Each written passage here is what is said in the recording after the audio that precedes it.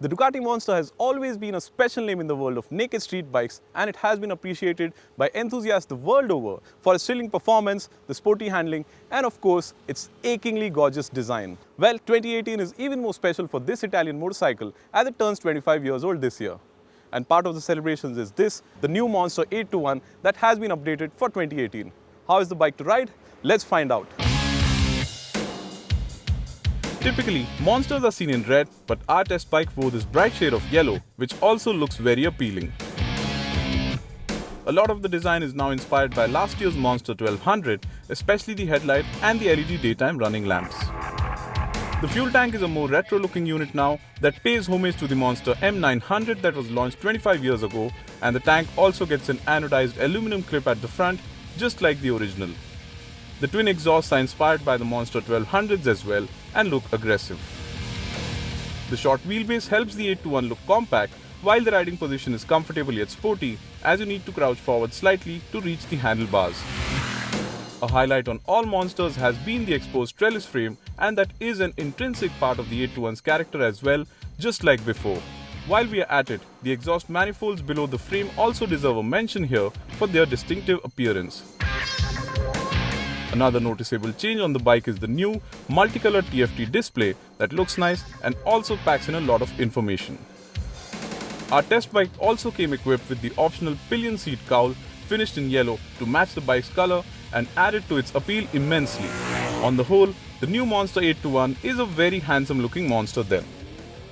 Ducati did not feel the need to update the engine for 2018, which means this bike is still powered by the same 821cc liquid-cooled V-twin motor.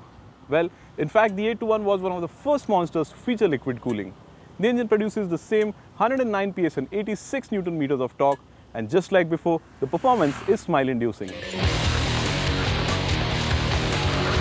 The twin-cylinder engine responds with an aggression that could surprise inexperienced riders, especially someone not used to the urgency of a V-twin, though experienced riders are sure to enjoy the instant responses.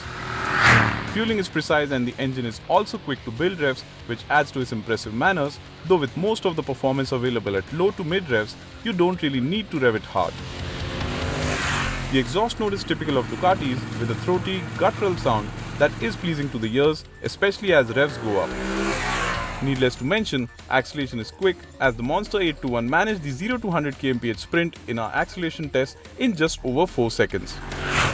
Making rapid progress is thus easy, be it on open roads or in traffic. The 821, however, does not like being ridden at slow speeds and expresses its displeasure by spewing hot air onto the rider's legs along with a jittery feel.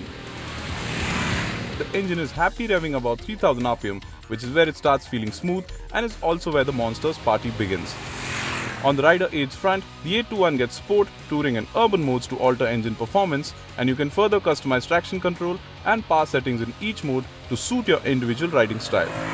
You might expect the ride quality to be stiff to complement that performance, but the Monster 821 suspension setup makes for a surprisingly good ride quality.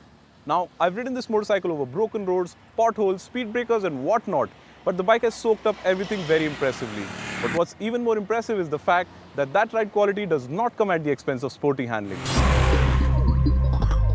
The new 821 follows in the footsteps of its predecessors and is an able and very confident handler.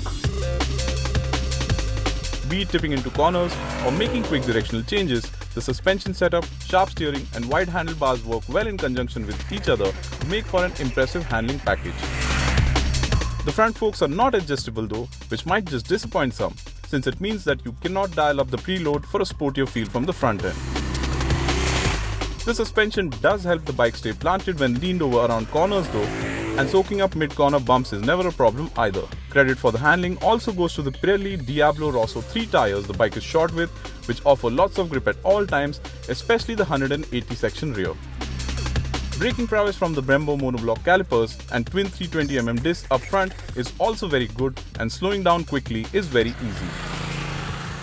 The Monster 821 has always been likable as a middleweight naked, and the updated 2018 version makes it even more likable.